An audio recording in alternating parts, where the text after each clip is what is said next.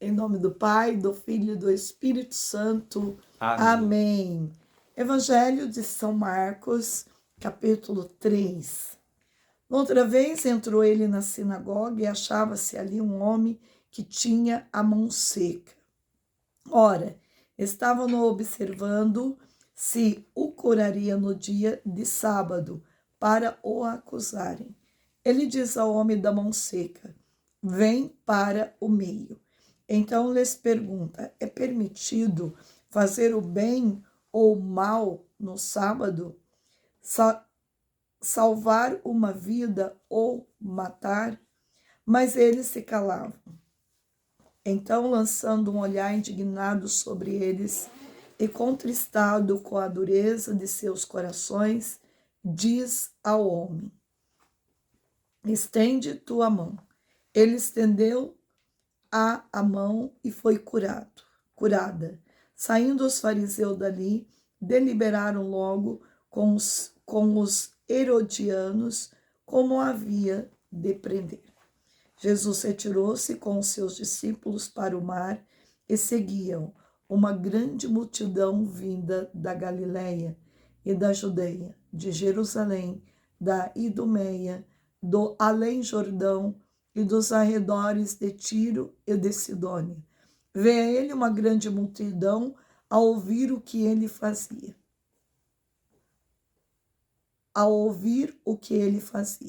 Ele ordenou aos seus discípulos que lhe aprontasse uma barca para que a multidão não comprimisse. Curou a muitos, de modo que todos os que padeciam de algum mal se arrojavam a ele para o tocar. Quando os espíritos imundos ouviam, prostraram-se diante dele e gritavam: Tu és o Filho de Deus? Ele os proibia severamente que o dessem a conhecer. Depois subiu ao monte e chamou os que ele quis, e foram a ele, designou 12 dentre eles para ficar em sua companhia. Ele os enviaria a pregar com o poder de expulsar os demônios. Escolheu estes 12, Simão, a quem pôs o nome de Pedro, Tiago, filho de Zebedeu, e João, seu irmão, aos quais pôs o nome de Boanerges, que quer dizer filho do trovão. Ele escolheu também André, Filipe, Bartolomeu, Mateus, Tomé, Tiago, filho de Alfeu, Tadeu, Simão, o zelador, e Judas Iscariotes, que o entregou. Dirigiam-se em seguida a uma casa. Aí afluiu de novo tanta gente que nem podia tomar alimento. Quando os seus souberam, saíram para o reter, pois diziam: ele está fora de si. Também os escribas que haviam descido de Jerusalém diziam: ele está possuído de Beelzebul. É o príncipe dos demônios que ele expele os demônios. Mas, havendo-os convocado, dizia-lhes em parábolas: como pode Satanás expulsar a Satanás? Pois, se um reino estiver dividido contra si mesmo, não pode durar. E se uma casa está dividida contra si mesma, tal casa não pode permanecer. E se Satanás se levanta contra si mesmo, está dividido e não pode continuar, mas desaparecerá. Ninguém pode entrar na casa do homem forte e roubar-lhe os bens, se antes não o prender. Então saqueará sua casa. Em verdade vos digo, todos os pecados serão perdoados aos filhos dos homens, mesmo as suas blasfêmias. Mas todo que tiver blasfemado contra o Espírito Santo jamais terá perdão, mas será culpado de um pecado eterno. Jesus falava assim porque tinha dito: ele tem um espírito imundo. Chegaram sua mãe e seus irmãos, e estando do lado de fora, mandaram chamá-lo. Ora, a multidão estava sentada ao redor dele, e disseram-lhe: tua mãe e teus irmãos estão aí fora e te procuram. Ele respondeu-lhes: quem é a minha mãe E quem são meus irmãos? E correndo o olhar sobre a multidão que estava sentada ao redor dele, disse: Eis aqui minha mãe e meus irmãos. Aquele que faz a vontade de Deus, este é meu irmão, minha irmã e minha mãe. Palavra da salvação. Glória a vós, Senhor. Nós temos hoje, então, a graça do teu Padre Fernando para dar explicação de tantas instruções que o próprio Deus está dando a cada um de nós neste capítulo 3 de São Marcos. Presta minha palavra aqui, por favor. São muitas histórias hoje. Louvado seja nosso Senhor Jesus Cristo. Para sempre seja louvado. Veja, a gente está começando uma relação de Jesus com o pessoal que está à frente da fé judaica, um pouco conflituosa. E é justamente nesse capítulo que a gente vê muitas tentativas de pegar Jesus e colocá-lo em dificuldades, seja contra a lei, seja pela retórica, seja na contradição. Então a gente tem, em primeiro lugar, o homem da mão seca, e essa história é fantástica porque assusta, escandaliza. No sábado, então, não se deve fazer nada, segundo a Halaká, que é o conjunto das leis judaicas, mas Jesus, ao invés de colocar a lei ao centro, ele pega e chama esse homem. O versículo que mais chama a atenção desses primeiros versículos, de fato, e ele o colocou ao centro. Quem é que Jesus coloca ao centro? O homem ferido nas suas chagas, nas suas dores, e que Jesus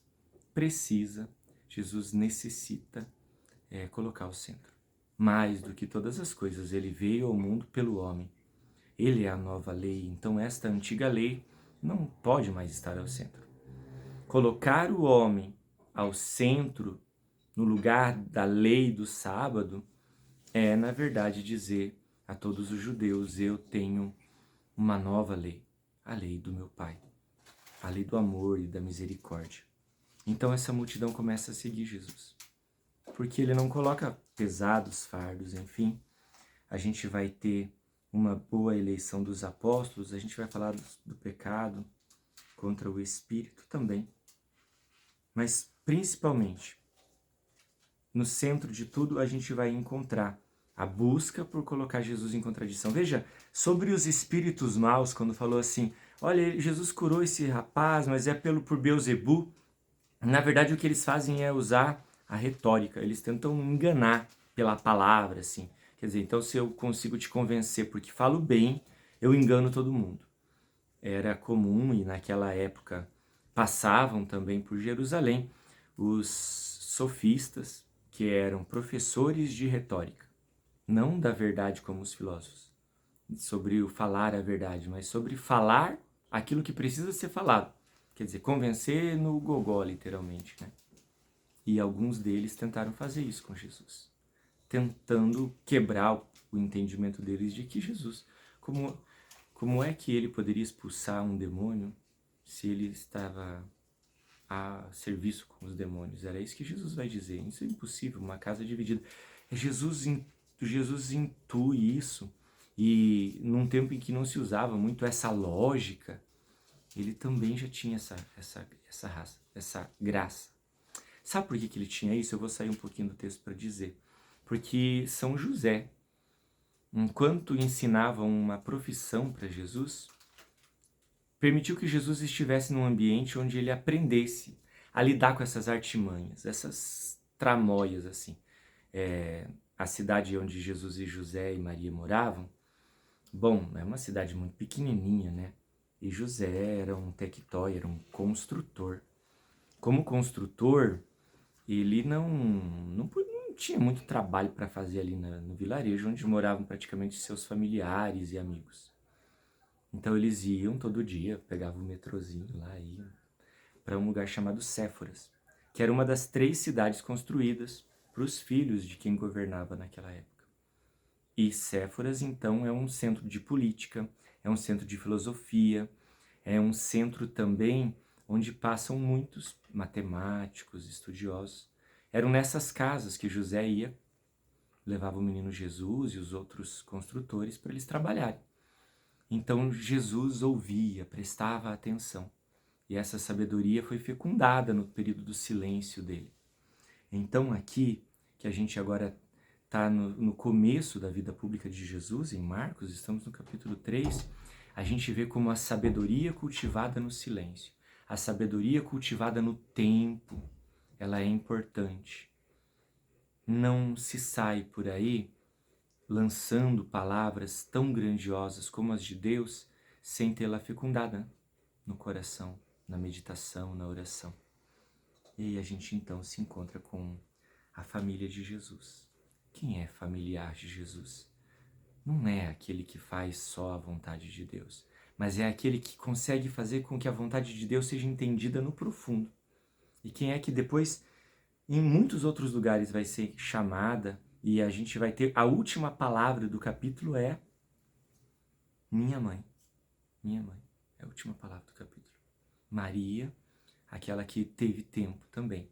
Enquanto Jesus fecundava a palavra que ele haveria de proferir, Maria meditava no coração as palavras que ela via acontecendo ao seu redor. Então, para a gente juntar um todo do terceiro capítulo, a gente podia olhar para nós, assim, um Deus que me amou e te amou tanto, amou a irmã Zélia, todas as pessoas que ela alcança, e que nos colocou no centro do seu amor misericordioso. Nós somos estes homens da mão seca, nós somos a multidão de seguidores, nós somos seus familiares, aqueles que estão prestando atenção a essa palavra nova, em contraposição aos antigos mestres e à antiga lei. Não é que a antiga lei deixou de ser importante, mas ela foi superada. É assim, é inevitável. Tinha um filósofo, ele com 2 aninhos de idade mudou para a França, então ele era francês, o nome dele era Levinas, e ele é de família judaica. Ele dizia assim, nós judeus somos tão apegados à lei, que se a gente tiver que escolher entre Deus e a lei, nós vamos ficar com a lei. Porque para nós a lei é o lugar de encontrarmos com Deus. Para nós cristãos, o nosso encontro com Deus hoje é necessariamente no Cristo. No Cristo que se manifesta na sua igreja, na sua palavra, nos seus sacramentos, inevitavelmente. É assim que Deus se manifesta. Então que as palavras deste Santo Evangelho curem as nossas feridas e nos façam familiares de Deus. Amém. Amém.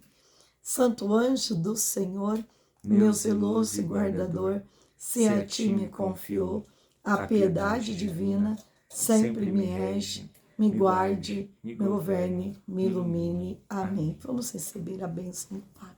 O Senhor esteja convosco. Ele está no meio de nós. Abençoe-vos o Deus Todo-Poderoso, Pai, Filho e Espírito Santo. Amém. Fica com Deus. Amém. Obrigada, Padre.